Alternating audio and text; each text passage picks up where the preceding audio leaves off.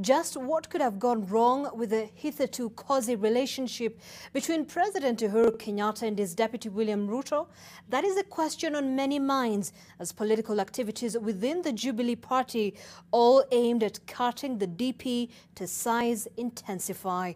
And TV's senior political reporter Kennedy Mureithi explores the answers to this question, as DP allies also seek answers from the president, who they accuse of daylight betrayal.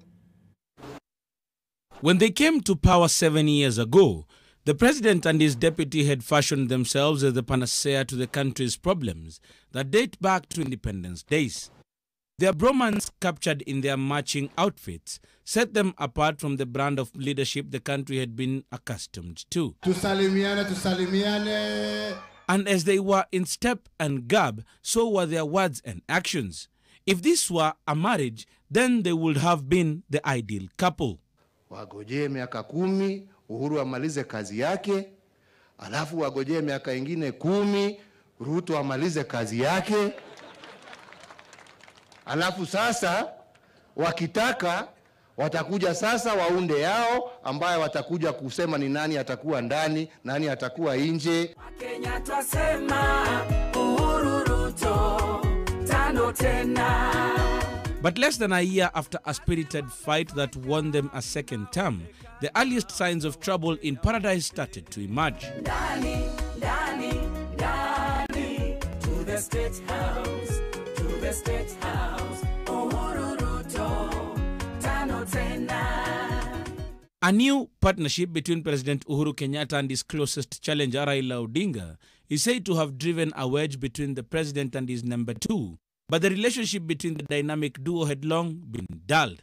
The handshake may just have been the last nail on the coffin. Ruto anasukumwa mpaka ukuta baada ya siku. Na hakuna hata siku moja tumepata kuambiwa kwamba huyu amefanya makosa fulani. Na sisi pia hatujasikia Ruto mwenyewe akirombana na mkubwa. It is a question that has been on many of the DP's supporters' minds as they wrap their heads around the latest happenings that have seen the DP isolated. We pray that the president will be able to see exactly the journey they have traveled with the deputy president since they have been from Hague. The most recent manifestation of a love gone sour was the ruthless purge in the Senate, where the deputy president's loyal lieutenants were either kicked out of plum leadership positions or whipped into submission. In politics, it is very easy to make friends even with the people you don't know. But it's also very easy to make enemies. That is why always the enemies of yesterday are always friends of today. And the friends of yesterday always become enemies of today. Why? Because you are not looking for friendship, you are looking for interests. Masinde Muliro University of Science and Technology lecturer Professor Egara Kabaji seems to agree with Meru Governor Kiraito Murungi, saying the deputy president's problems are of his own making. What we have seen in recent past is that those who coalesce around the deputy president have been very disrespectful, and occasionally they have said very nasty things about the president.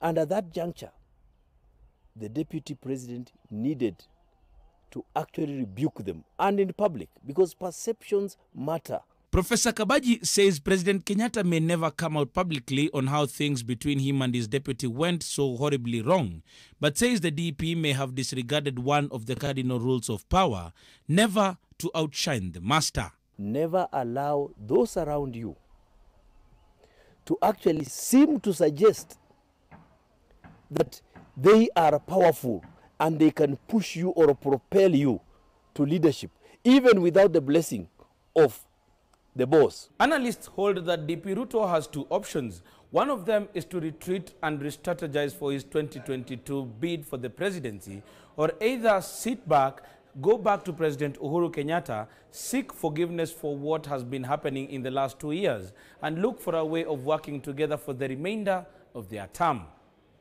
Kennedy Mureithi, NTV in Nairobi County.